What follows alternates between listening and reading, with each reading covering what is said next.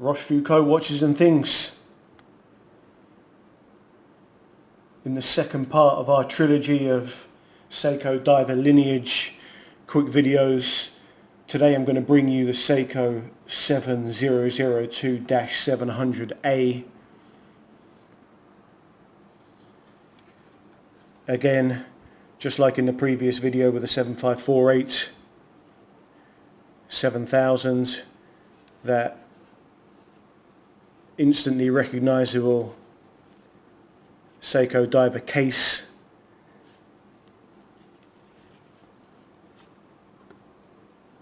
Is apparent here. Slightly different to my 7548, certainly around the crown guards and in the dimensions slightly as well. Speaking of dimensions, 42 across, slightly smaller lug to lug, I get in about 45.5, and thickness is around 13 mil.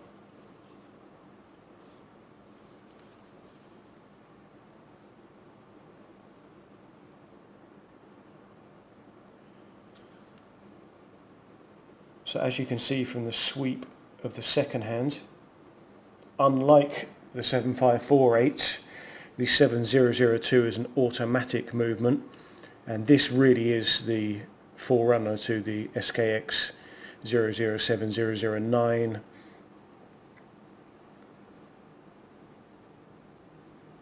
Produced from the kind of mid to late 80s up until the transition in 95, 96 to the SKX.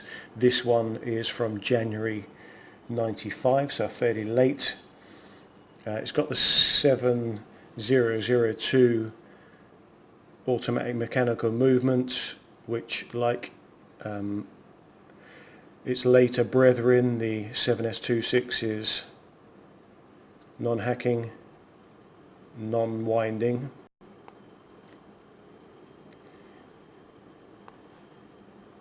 I guess it's the filling in the sandwich between the 6309 and the 7S26.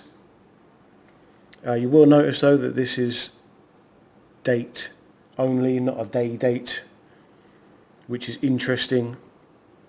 It's got those beautiful elongated double marker at the 12 o'clock. Although the handset is very similar, the Lollipop second hand is a difference. It doesn't have the Lollipop counterbalance as it does in the 7548 or the SKX. 150 meters water resistant again.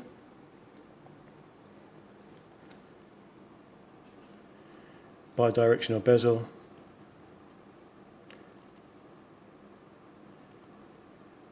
Not much play. Works well actually, lines up as well. Seiko have obviously since the early 90s have decided to take their foot off the accelerator as far as QC is concerned. You can see that the loom is a bit blackened, perhaps a bit of moisture ingress in here. It probably partly to do with a formula of loom as well. All of these watches, you know, from this time period have got minimal, if any, loom left on them. Going back to the bezel, it's got that beautiful bright blue and red insert, but although when I bought it the guy said that it was original, I had my doubts to begin with, and I actually have more doubts now. I think that this is a aftermarket bezel. I'm pretty sure of it, to be honest. Not that it matters to me too much. I would like to get this one serviced. The power reserve is pretty short on it, but I picked this one up for about £75, so you can't really argue with that. If we can have a look on the case back. Yeah, that lightning bolt. Again, when Seiko split into two kind of independent factories, the Suwa and the Daini, I think that lightning bolt shows that this came out of the Daini factory.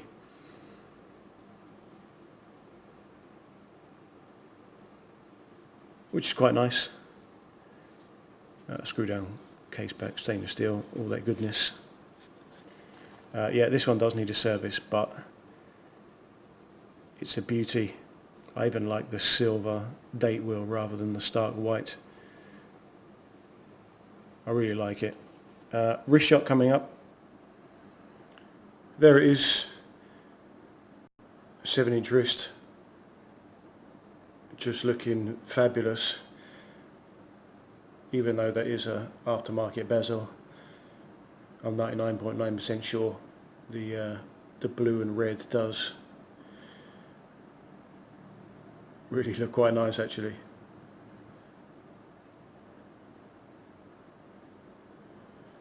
Pretty thick, pretty stout, but that squat lug to lug means it fits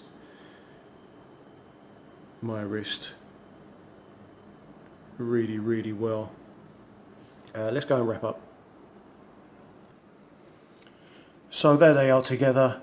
On the left, my 7548-7000 from May of '83, the Seiko Quartz, and on the right from I think January of '95, my 7002-700A. Variations on a theme, very, very similar in lots of ways and different in others as well. Two major players from the 80s and 90s Seiko diver lineage. I'm roshfooco, watches and things, and for now, I'm out.